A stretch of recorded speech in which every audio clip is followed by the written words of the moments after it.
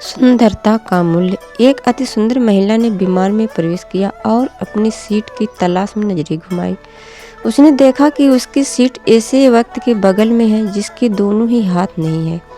महिला को उस अपाहिज व्यक्ति के पास बैठने में झिझक हुई। उस सुंदर महिला ने एयर होस्टेस से बोला, मैं इस सीट पर सुविधापूर्वक यात्रा नहीं कर पाऊंगी, क्योंकि साथ की सीट पर जो व्यक्ति बैठा हुआ है उसके दोनों हाथ नहीं है। उस सुंदर महिला ने एयर होस्टेस से सीट बदलने हेतु आग्रह किया।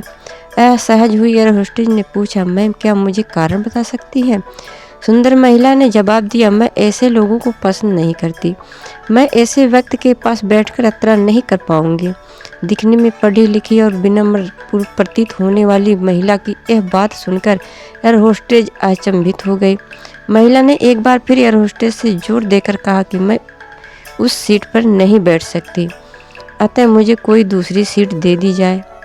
एयर होस्टेस ने खाली सीट की तलाश में चारों ओर नजरें घुमाई, पर कोई भी सीट खाली नहीं दिखी।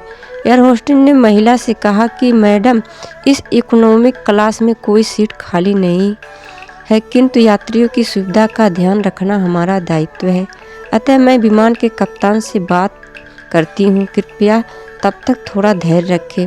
ऐसा कहकर एयर होस्टेस कप्तान से बात करने चली गई। कुछ समय बाद लौटने के बाद उसने महिला को बताया, मैडम आपको जो असुविधा हुई उसके लिए बहुत खेद है।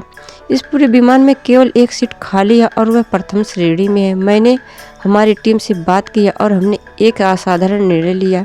एक यात्री को इकोनॉमिक क्लास से प्रथम श्रेणी में भेजने का कार्य हमारी कंपनी के इतिहास में पहली बार हो रहा है। सुंदर महिला अत्यंत प्रसन्न हो गई, किंतु इसके पहले कि वह अपनी प्रतिक्रिया व्यक्त करती और एक शब्द भी बोल पाती, एयर होस्टेस उस अपाहिज और दोनों हाथ विहीन व्यक्ति की ओर बढ़ गई और विनम्रतापूर्वक उसे पूछा, सर क्या आप प्रथम श्रेणी में जा सकेंगे? क्योंकि हम नहीं चाहते कि आप एक अशिष्ट यात्री के साथ यात्रा करके परेशान हों। यह बात सुनकर सभी यात्रियों ने ताली बजाकर इस निर्णय का स्वागत किया। वह अति सुंदर दिखने वाली महिला तो अब सर में से नजरें ही नहीं उठा पा रही थी। तब उस अपाहिज व्यक्ति ने खड़े होकर कहा, मैं एक भूतपूर्व सैनिक हूँ और मैंने एक ऑपरेशन के दौरान कश्मीर सीमा पर हुए बम विस्फोट में अपने दोनों हाथ खोए थे। सबसे पहले जब मैंने इन देवी जी की चर्चा सुनी तब मैं सोच रहा था कि मैंने भी किन लोगों की सुरक्षा के लिए अपनी जान जोखिम में डाली और अपने हाथ खोए, लेकिन जब आप सभी की प्रतिक्रिया देखी तो अब अपने आप पर गर्व महसूस हो रहा है कि मैंने अपने देश और देशवासियों की खातिर अपने दोनों हाथ खोए। और इतना कहकर वह प्रथम श्रेणी में चले गए। सुंदर महिला पूरी तरह से शर्मिंदा होकर सर झुकाए सीट पर बैठ गई।